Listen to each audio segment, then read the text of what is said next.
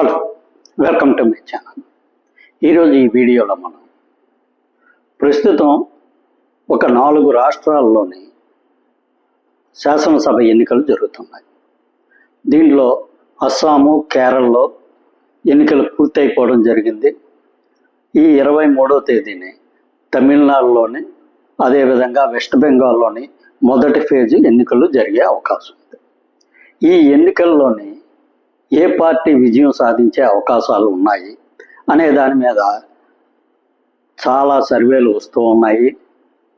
కాకపోతే ప్రస్తుతం ఆల్మోస్ట్ ఈ ఎన్నికలు తుది దశకు వచ్చాయి కాబట్టి దీని మీద మనం కొద్దిగా విశ్లేషణ చేసుకుందాం. ఇంతవరకు ఈ ఛానల్ సబ్స్క్రైబ్ చేసుకోకపోతే ప్లీజ్ ఈ ఛానల్ సబ్స్క్రైబ్ చేసుకోండి.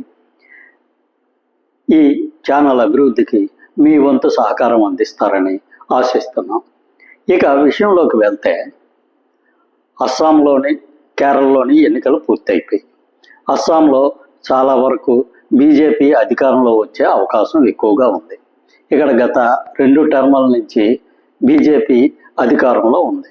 ఇక్కడ కాంగ్రెస్ పోటీ ఇచ్చినా సరే అధికారం చేజిక్కించుకునే అంతగా కాంగ్రెస్కి ఇక్కడ అనుకూలత అనేది కనిపించడం లేదు.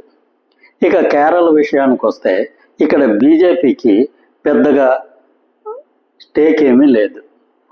ఇక్కడ ఒక 3-4 స్థానాలు గెలిస్తే అది చాలా వరకు ఎక్కువగానే మనం భావించవచ్చు. ఇక్కడ ప్రధాన పోటీ అనేది ఎల్డీఎఫ్, యూడీఎఫ్కి. యూడీఎఫ్ అంటే కాంగ్రెస్ ఆధ్వర్యంలో ఉన్న ఒక కూటమి. ప్రస్తుతం వస్తున్న సమాచారం ప్రకారం యూడీఎఫ్ ఖచ్చితంగా విజయం సాధించే అవకాశాలు ఎక్కువగా కనిపిస్తున్నాయి. ఇక్కడ బీజేపీ కొంతవరకు ఓట్ షేర్ని పెంచుకునే అవకాశం ఉందో తప్ప ఇక్కడ భారీ ఎత్తున స్థానాలు గెలుచుకునే అవకాశం అయితే చాలా వరకు తక్కువగా ఉంది. ఇక్కడ కేరళలో యూడీఎఫ్ గెలిచినా, ఎల్డీఎఫ్ గెలిచినా పెద్దగా రాష్ట్ర రాజకీయాల్లో వచ్చే మార్పులు ఏమీ ఉండవు. అదేవిధంగా అస్సాంలో కూడా కాంగ్రెస్ గెలిచినా, బీజేపీ గెలిచినా పెద్దగా వచ్చే మార్పులు ఏమీ ఉండవు.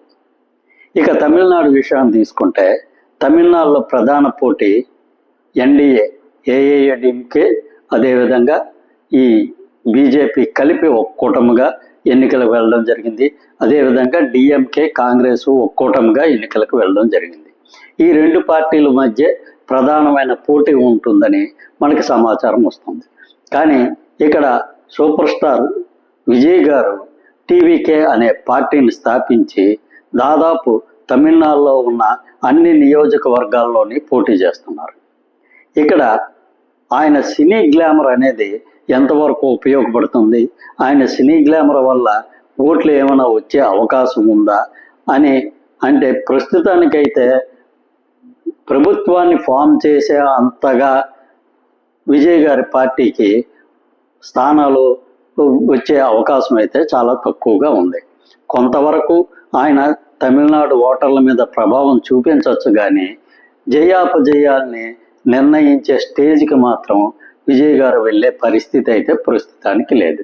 ఇక్కడ కూడా డిఎంకే అధికారంలోకి వచ్చినా, అన్నా డిఎంకే అధికారంలోకి వచ్చినా పెద్దగా రాష్ట్ర రాజకీయాల్లో మార్పులు వచ్చే అవకాశం లేదు. కానీ ప్రధానంగా వెస్ట్ బెంగాల్లో మాత్రం ఖచ్చితంగా రాష్ట్ర రాజకీయాల మీద ప్రభావం చూపే అవకాశం ఎక్కువగా ఉంది. ఇక్కడ ప్రధానంగా తృణమూల్ కాంగ్రెస్, బీజేపీ మధ్య పోటీ ఎక్కువగా జరుగుతుంది. ఇక్కడ తృణమూల్ కాంగ్రెస్ దాదాపు గత 3 ఎన్నికల నుంచి కంటిన్యూగా విజయం సాధిస్తూ వస్తుంది. ప్రస్తుతం బీజేపీ వెస్ట్ బెంగాల్లో ఏ విధంగా అయినా సరే విజయం సాధించాలని బీజేపీకి ఉన్న సర్వశక్తుల్ని ఇక్కడ ఉండి పోరాడడం జరుగుతుంది. ఇక్కడ బీజేపీ కానీ అధికారంలోకి వస్తే ఖచ్చితంగా వెస్ట్ బెంగాల్ రాజకీయ ముఖచిత్రం మారిపోయే అవకాశం ఎక్కువగా ఉంది. తృణమూల్ కాంగ్రెస్ అధినేత మమతా బెనర్జీ గారు అధికారంలోకి గత 3 పర్యాయములు వచ్చినా సరే ఇంతకు ముందు కమ్యూనిస్టు పార్టీలు అధికారంలో ఉండేవి.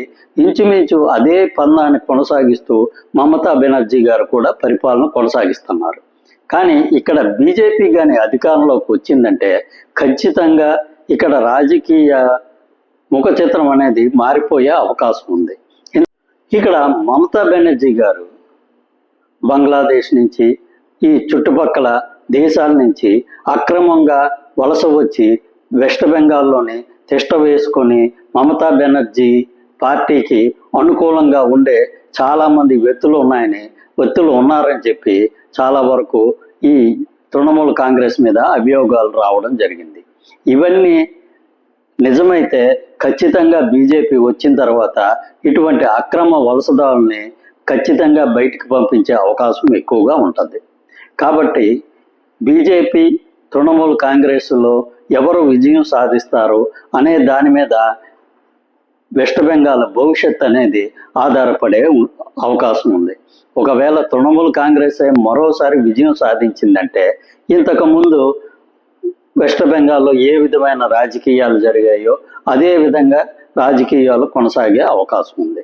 కానీ బీజేపీ మాత్రం అధికారంలోకి వచ్చిందంటే ఖచ్చితంగా వెస్ట్ బెంగాల్లో జరిగే రాజకీయాలు చాలా వరకు మార్పు వచ్చే అవకాశం ఉంది.